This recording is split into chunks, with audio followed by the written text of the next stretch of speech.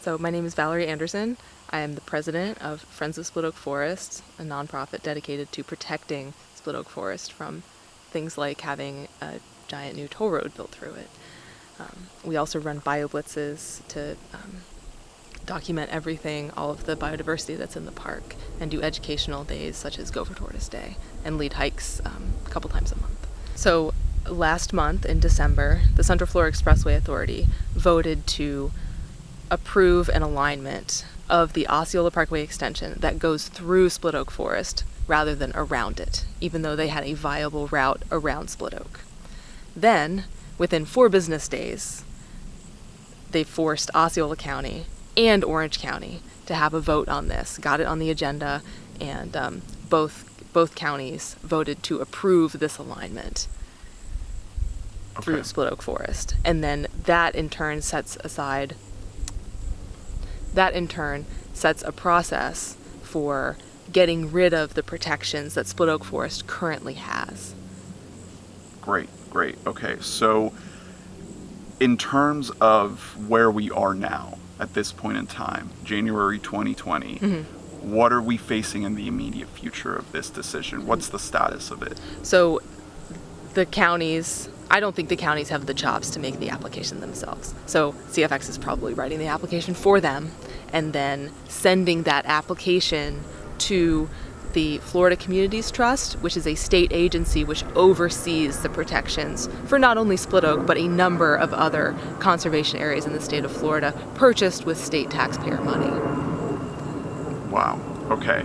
So that said, what can the people of Orlando do? What can you tell them that will get them to not only understand the severity of the issue, but have some sort of actionable action to fight it?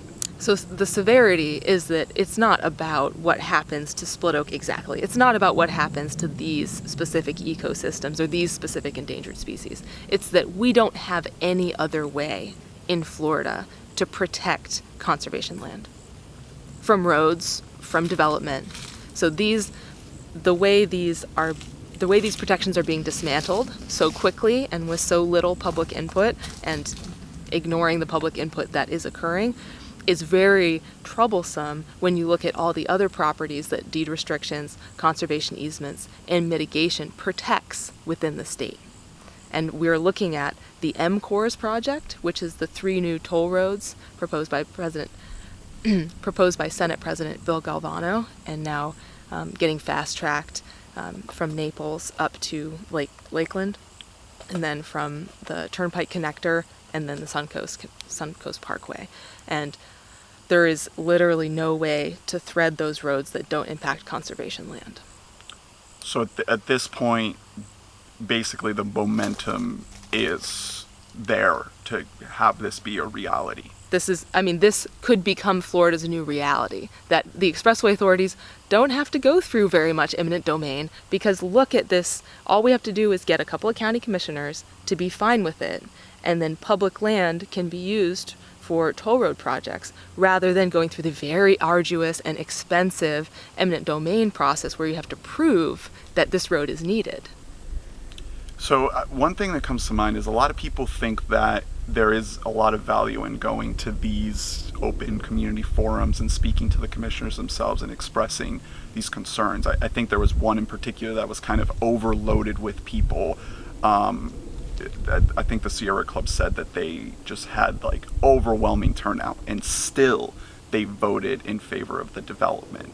So other than these forums that people feel like is their direct line to the decision makers, what are some other ways that we can do to organize and to bring some sort of movement against this? Is there anything that you could see as a possibility with that? This is a very challenging issue because of how much money we have in our elections and how much it takes to get elected. So you take the 5-2 vote, right? I mean, you had Demings, Siplin, Uribe, Vanderlei. You had all those 5, and all of them have taken money from Tavistock. Just Just look at their campaign finance reports. That is a fact. And I don't see how you change that until you change the incentives. Because we can get Emily Bonilla, we can get Maribel Cordero in office. The only way to prevent these bad decisions is by not having bad decision makers in office. But the incentives are all wrong in our local elections. And I mean, I would like to solve that problem, but I don't see how we can solve that on a local level without solving campaign finance on a national level. All right.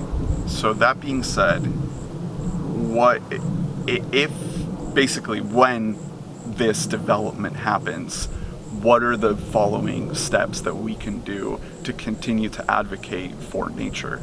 Well, I mean, in the interim, what we do have is this situation did happen in the Panhandle, and a road went through a state park, and the people realized that this is really bad. This is a really bad precedent. And what they did is we voted in a constitutional amendment that said conservation land cannot be disposed of unless it is no longer needed unless it is no longer needed for conservation purposes. So not just because it's convenient, not just because we think we need a road here, but that this land is actually no longer needed for conservation purposes. Now that has not been tested in the Florida Supreme Court. And so where I'm at and where I knew I would be 2 years ago and where the forest is that I can't prevent these bad decisions from happening. I mean, I do not personally have the money. The citizens of Osceola County do not have the money to fund $80,000 to get 5 new commissioners in Osceola County, 4 new commissioners in Osceola County. I mean, commission races in Orange County are $100,000. And so we do have these laws in the books preventing this from happening. So what we need to do is unite behind the League of Women Voters and Friends of Split Oak, who are going to take this to the Florida Supreme Court. Wow, okay, so the plan would be to actually file a lawsuit against, do you know exactly who? So it's never been tested. Okay. So it will be the entity holding title that relinquishes control of the property. So it's most likely going to be Osceola County that is doing the relinquishing. Yeah.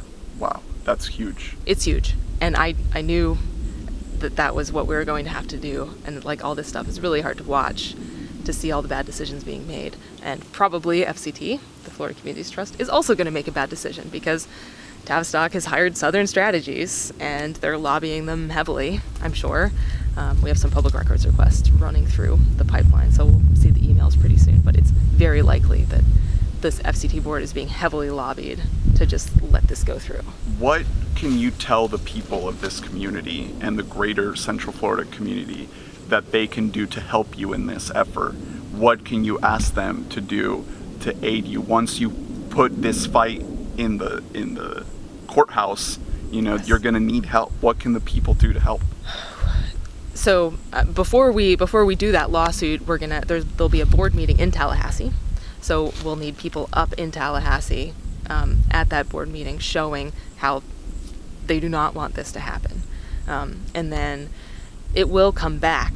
So once it comes back to the counties to vote on finally, because the counties voted to send the application. And then once the application comes back from FCT, they have to vote to approve it again. And so that will be the point at which people need to pressure their commissioners so that the commissioners know that this is not just Valerie Anderson, this is not just a couple of environmentalists, that actually the people of Orange County care about their public land. And the people of Orange County realize that Central Florida Expressway Authority could route the road around. They just don't want to. Because the Central Florida Expressway Authority does not have a problem with taking people's homes. They take people's homes all the time. And that is why eminent domain proceedings are so strong in law, because it's very serious to take people's homes and you have to compensate them. But if you go and look at the right-of-way packet for the right-of-way agreement that was signed at the CFX board meeting, there is no compensation for Split Oak. The people of Florida, the people of the city of Florida, the people of Osceola County are not getting compensated for Split Oak monetarily. It's just this deal for adding some 1,500 acres, which has not been vetted by any reputable environmental organizations, has not gone through peer review, is considered to be adequate. It's just assumed. They just wave their hands and say, this is enough. And I ask for a peer review. Oh, the peer review will happen later. Yeah, but you're making the decision now. But you're asking Orange County and Osceola County, the decision makers for the people of these two counties that own this public land, to make this decision now. When I speak to some of the residents in Narcoossee and just south of Split Oak, they say things like, I would rather you take my house than go through Split Oak. Because you can compensate me for my house, but you can't compensate me for the loss of Split Oak. I want to leave here because, Sunbridge is being built next to me in what I thought was a rural area where I could shoot my guns and see the woodpeckers, and you're going to destroy the thing I like so much about my community, but not take my house and not compensate me. Wow. I want to move on to your questions in a second, but real quick, is there anything that you can say about the sort of dynamic that's happening here with the kind of more high-end, high-income development that's happening, and how the development of that sort of neighborhood and community is impacting the people that have been here for decades?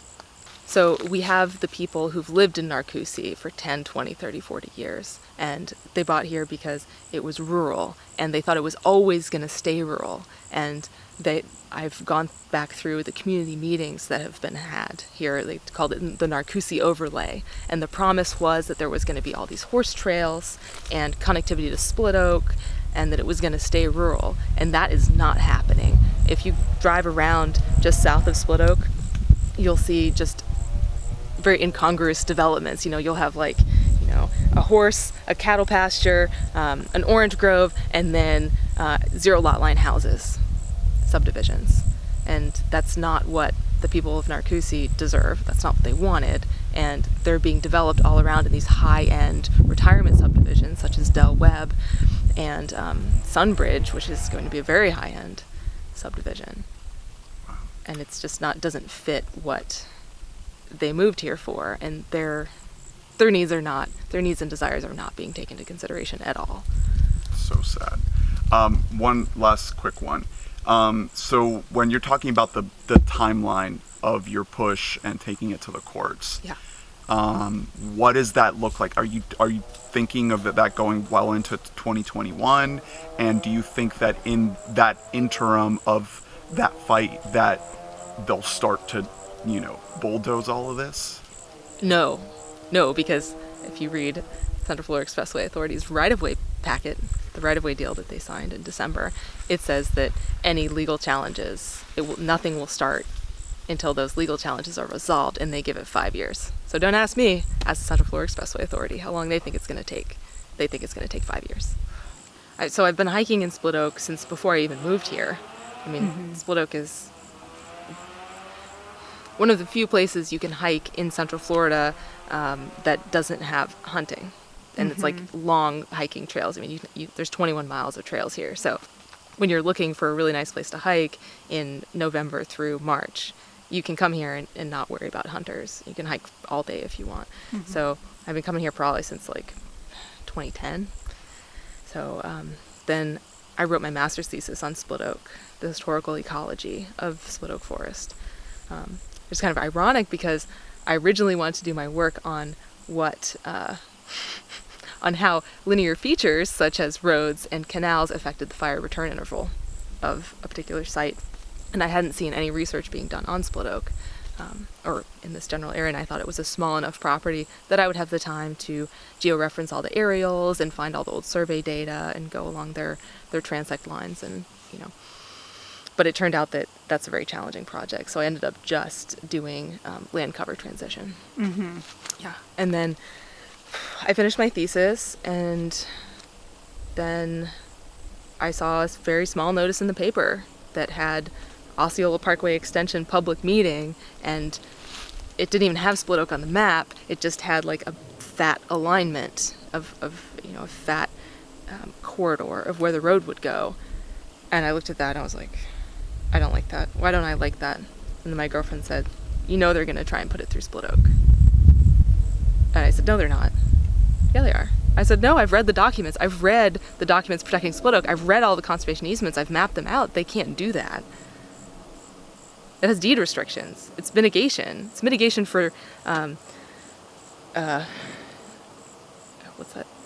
it's mitigation for the convention center. It's mitigation for a Walmart. It's mitigation for housing developments all over the place. You know, animals were killed. Gopher tortoises were killed. Wetlands were destroyed because this place was supposed to be safe forever. And it's not, just because, you know, people in power can beat their chest and assume that they can get things done on a local level. So, you know, I looked at that. She just cut it out. She put it on the table. I was like, I just walked around like, probably drank a couple beers and was very upset. And I didn't really sleep that night because I couldn't make a decision, you know, like, should I leave the state? Because I can't save everything. This is a potentially unwinnable fight. I mean, it's Deseret, the largest landowner in the state of Florida. Tavistock, who is who's a small portion of a multinational corporation that has influenced Central Florida elections for several years. I mean, they've got the city of Orlando annexed all the way out to Split Oak's boundary. Mm-hmm. I mean, you drove past the city of Orlando right here. And so, you know, I did all that math, and I reread the deed restrictions, and I tried to look up some places where highways had gone through forests, and I didn't see the same sort of protections for these places. And I thought, you know what, if I don't do this, nobody's going to do it. Because I went to that public meeting, and the lady from Audubon and the lady from Sierra Club were going to go with an elevated bridge across Split Oak. Or like right here. Like it would enter at the parking lot and then go at an angle to Deseret. And I mean, elevated bridge is fine in a swamp, but in a fire-dependent habitat, that destroys the whole habitat. You can't burn. I mean, I was here during the fires of '98, and I watched fires jump overgrown parts of I-95, 6-lane I-95, and the fire would jump over it because the understory grew so high. You do not burn next to highways, and it costs a ton of money if you ever get to do it. But you need fire crews and backup and helicopters, because you can't put smoke on the road because people die. I mean, before all this, I mean, I was kind of like a tech nerd and, you know, like, you know, power through and, you know, I don't know. It was like, you know, I was all about like winning and you know, I was valedictorian of my high school class, you know, so it was like very much like, you know, progress, right? Because I really thought that, you know, what happens, well, when they destroy that, they take all the gopher tortoises and they take then they don't kill any endangered species, and then they protect these other places, and somebody's like paying attention to all this and making sure that there's wildlife corridors, making sure there's enough core habitat. But you know what? That is not happening. That is absolutely not happening. And these developments that are happening are not being done according to an overall plan for the state of Florida. We used to have the Department of Community Affairs. So that was a department that would analyze these developments. So if a developer wanted to develop, it was a certain size, it would get sent to the county planning board. They would have to write this whole big application, and they'd send it to mom and dad for approval, Department of Community Affairs. And if it didn't have the roads, if it didn't have the schools, and if it was not consistent with the county's comprehensive plan, the Department of Community Affairs would say no. And what was really important about that is people could sue the counties on the basis of violating their comprehensive plan, which is actually what happened with Sunbridge. Sierra Club and others sued because of the road through Split Oak and because of the negative implications for endangered species on that property. And because so much of it is in the floodplain. I mean, you can read the complaint online, and you know what? They won. And then a month after that, Governor Rick Scott disbanded the Department of Community Affairs and renamed it the Department of Economic Opportunity. There is no mommy and daddy watching our counties to make sure they're not violating their comprehensive plan, and you can't sue them anymore. And another bill that was, I mean, you can still sue them, but the infrastructure is a little bit less there. You have to go through a different court. And then, as of the 2019 legislature enacted a bill to make, if you lose, you pay the county's legal costs and you pay the developer's legal costs if you challenge a development. Wow. What, so kind of going back to my question, what, for maybe some people who are not familiar with Split Oak, I kind of want to paint a picture of what's at stake here, what's at cost, what is going to be lost for maybe someone who lives in downtown Orlando and they're like, I've never been to Split Oak. What's, kind of paint that picture of what is going to be lost if this happens. So Split Oak was created specifically for gopher tortoise mitigation. So not only were gopher tortoises killed under the old incidental take permit system, where developers could bury gopher tortoises in their burrows and then pay FWC money to buy places like Split Oak that were supposed to be protected forever. But gopher tortoises were also dug out of their burrows and relocated throughout Central Florida to Split Oak, as most recently as October 2016. Wow. Yeah. And so this, particularly why this is important, is because so development rules in Florida and nationally protect wetlands over uplands. So cypress swamps, marshes are, until more recent decisions have been made by the Trump administration, protected under the Clean Water Act and, waters of the United States. So uplands have been preferentially developed. Now, uplands, such as the dry, sandy uplands that we're standing on, have tons of rare species, actually much higher species diversity in terms of rare and endangered native plants and animals than do wetlands. So I'm not hating on wetlands, but Begun was specifically established to protect quickly declining upland species, such as the bobwhite quail, eastern indigo snake, gopher tortoise. Okay. I have two more questions. How will people be affected if this happens? Split Oak is the main wildland recreational opportunity for hikers and trail runners in St. Cloud and Lake Nona. So there's very few other places to go where you can hike for several hours in nature and really get to experience nature and get exercise. And these uses are compatible with the purposes of conservation. So we can have these amazing recreational opportunities. We can have hundreds of people out here every day and still maintain these high quality natural communities and endangered species that we have here. And so we would be hearing road noise right now, like a lot of road noise. And the species that like to swoop low, the bird species that like to swoop low over woods, like red-headed woodpeckers. You probably have not seen a red-headed woodpecker.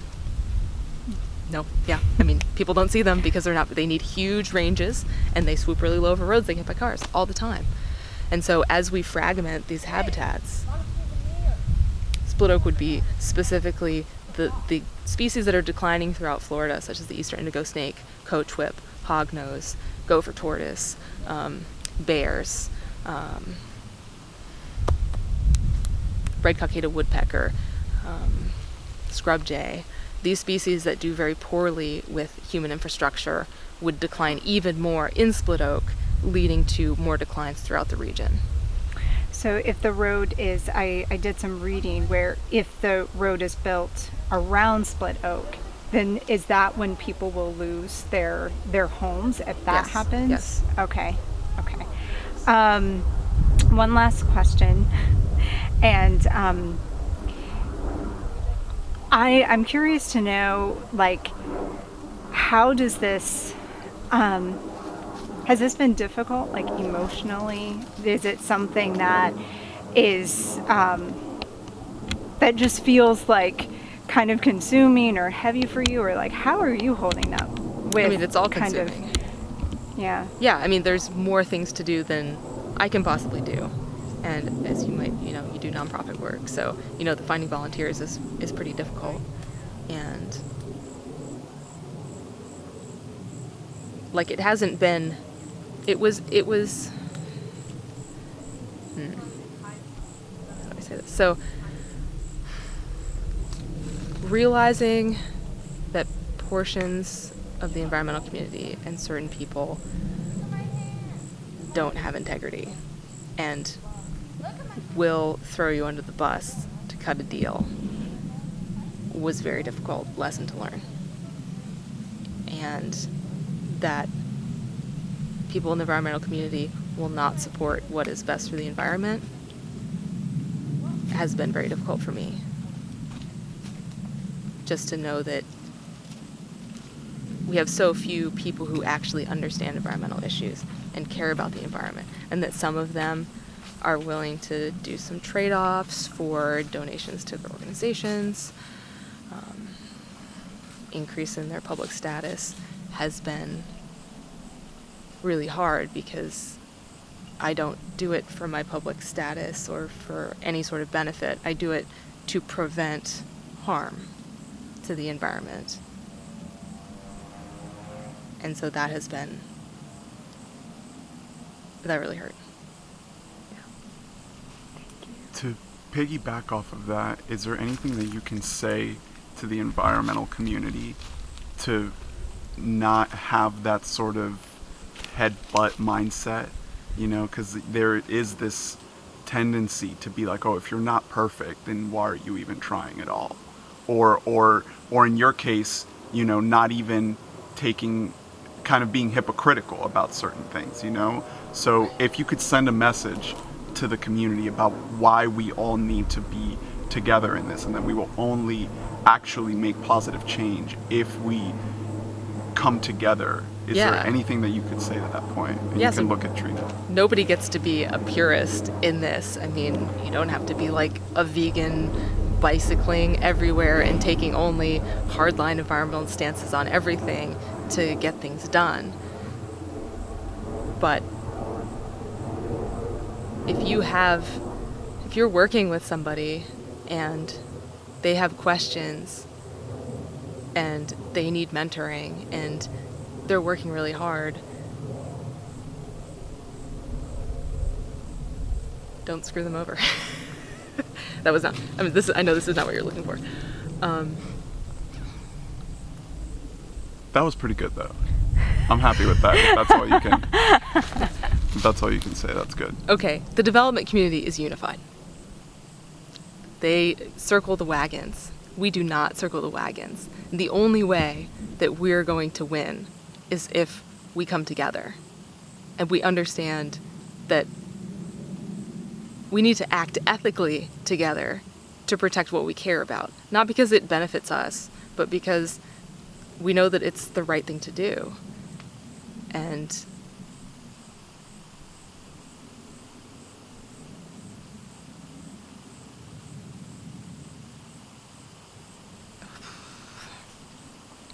that's great. it's tough. So I've been thinking about, so I heard about the screenwriters, what the screenwriters did. They had this thing where they had their producers and their agents were working together, and so they weren't necessarily working in their best interest. And so, this recent thing that happened? Yeah. The TV thing? Yeah. TV Guild? Yeah. Yeah. So we have a very similar problem. Right. In that there are environmentalists who aren't actually working on behalf of the environment, they're working on behalf of the developer and receiving donations to do things that the developer wants and pretend like this project is environmentally friendly with the not adequate proof. Because I would go with it if there was an actual peer-reviewed, like, okay, and I would go with it only if there was increased laws that would make sure that this didn't happen again. Because it's not just about how many acres are there, it's about how do we protect land. And you can swap things all day long, but nobody's making new islands off the coast of Florida with habitat. You know, it's all old habitat that you're just not destroying. So I was thinking about this to see. I probably shouldn't be saying this on video. But there needs to be some sort of ethical code of ethics. Because I talk to people in other organizations, larger environmental organizations, that don't take the left flank on issues. They're not Greenpeace, right? They're, middle of the road foundations that, just try and improve things as they are. And I asked that person, do you take money from the people you're advocating against? You're working with. They're like, do you take money from, I don't know, the hunting guild? It's a different industry. I don't want to say who I'm talking to. Absolutely. She said, no way. We would never do that. Okay? But that's what's happening. Because these things overlap, and even if the thing is like, most people don't want to label themselves as an environmentalist Right. because that has a certain connotation, stigma, whatever. Right. But everyone should be an environmentalist to some level, right? You know, even if We rely on the environment for everything. I mean, that's what the upland. I didn't really get to this, but right here we are at the headwaters of the Everglades on the east side of Orlando. So Orlando is the headwaters of the Everglades. We are sending tons of our runoff to the Everglades. I mean, to Lake Kissimmee and Lake Okeechobee, which is making Lake Okeechobee fill faster and more likely contain fertilizers and pesticides and other things that probably contribute to red tide and blue-green algae. And so this is an area that we're going to develop, you know, all the way to the Econ River and all the way down to Alligator Lake in the South Florida Water Management District, which runs off to the Kissimmee River.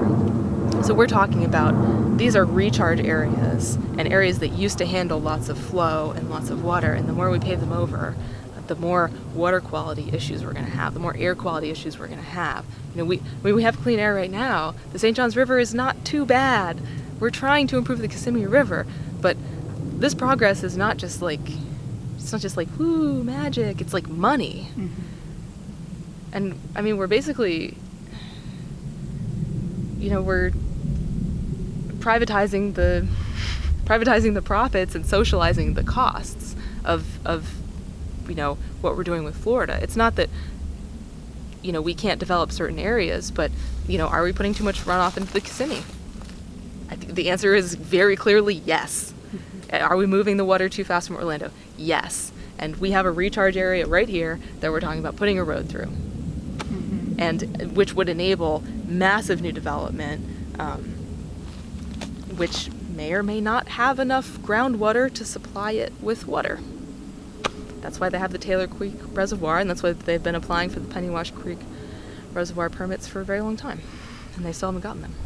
So places like Split Oak are very ecologically healthy, and what they do is they provide ecological services to cities and suburban areas. They provide refuges for pollinators, refuges for animal and plant genetic diversity, that if we didn't have these areas, we would have smaller populations of all animals, and you know, those animals provide numerous services to cities. Let's take vultures, for example. Nobody likes vultures. They're kind of, people think they're creepy. But how much would it cost to deploy fleets of drones to pick up roadkill? Millions, billions of dollars? I mean, I don't think you can pay for that kind of service. They would just pile up on the side of the road. And vultures do that for free, but they just need a place to procreate and, you know, hang out. They perch. Sometimes in wetlands and sometimes in hammocks. And, you know, we have a pretty large vulture population here, and you don't see a lot of roadkill. These are some examples of ecosystem services that are provided by natural areas. So Split Oak Forest is a 1,700 acre intact pine and oak forest with many old trees that are sequestering carbon and filtering our air right now. And if you go into downtown Orlando, depending on the neighborhood, you may or may not see very many trees. And they may be young, they may be old, they may be stressed. But if you go to new developments around Orlando, you'll see that they take all the trees out and replant. So if we don't have these forests, these intact forested areas with healthy trees that aren't stressed by road noise and soil compaction and excessive trimming, we have cleaner air. I mean, there's verifiably cleaner air around parks and natural areas than there is in other places. And so as we expand, as we grow in Florida, we need these forests to clean our air. There's been a lot of research coming out recently saying that going out in nature in forested areas really benefits your mental health, especially if you're there for long periods of time, which is harder to do in a smaller park. But like Split Oak, you can be out here all day and all night and walk on a different trail the whole time. So you can really immerse yourself in nature in larger conservation areas like Split Oak. And the more that we allow development to occur inside and fragment our natural areas that are supposed to be protected, the less we're going to have these large natural areas that people can come and actually realize that they're a part of nature and not separate from it. Perfect. And to that point, talking about my whole idea of economic health, how can people get the sense that having places like this in their community will improve the value of their community, to having a real, actual, natural place and not some man-made thing? So Split Oak provides, an untold amount of economic activity for this region because of how many people it can sustain recreationally every day and how many hours they can be out here. Now, currently the Florida Trail is doing a study on how many people actually use Split Oak, what they use it for, and they're going to economically quantify the impact of that. But we don't have that data yet, so I would love to have some hard numbers for you. I just don't have that at the moment. Okay. Last one. Any specific shout outs that you would like to give to the Sierra Club or the Florida Native Plant Society or Ideas for Us? If you can name all those three, that would be great. Yes. And actually, native plants in general, anything you can say about planting native and why people should support these organizations. I could talk about some trees really quick, actually. Some what? I think I can speak to the trees issue. Okay. I thought about it a little bit. So one of the great things that people can do is planting native trees in their landscape, because we think of birds as needing bird food. But birds don't need seeds to raise their young. They need caterpillars. And native trees are hosts for caterpillars. Literally, the caterpillars eat their leaves. And so if you want more birds in your yard, you want your city to not be a silent spring, as it were, you want to hear birds, you just have to plant critical mass of native oak trees and turkey oaks and pines, and you will have way more birds. Perfect. Okay.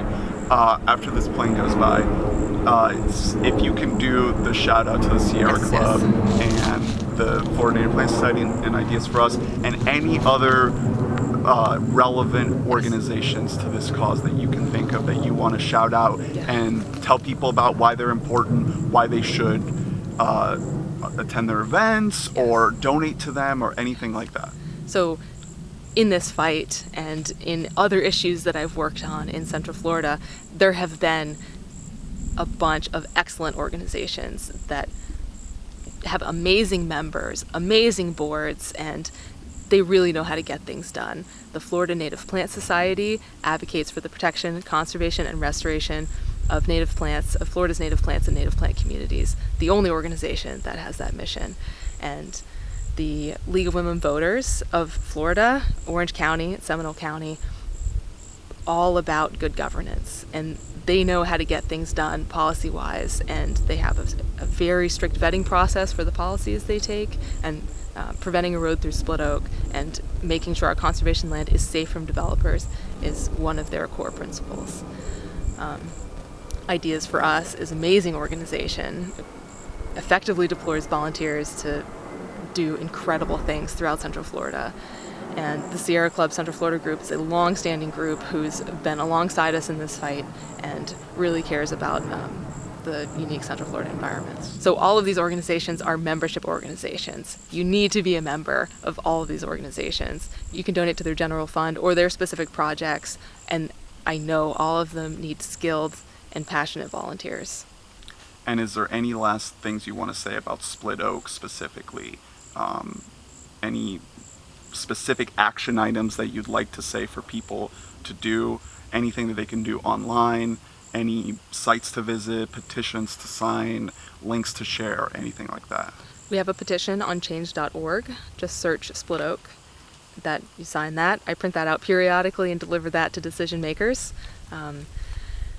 If you live in Orange County, pressure your commissioners. Tell them they made the wrong decision on Split Oak in December, and that when it comes back to them, you expect them to vote no. Email Governor Ron DeSantis, who has control over appointments on the FCT board, and tell him that you expect him to support no road through Split Oak.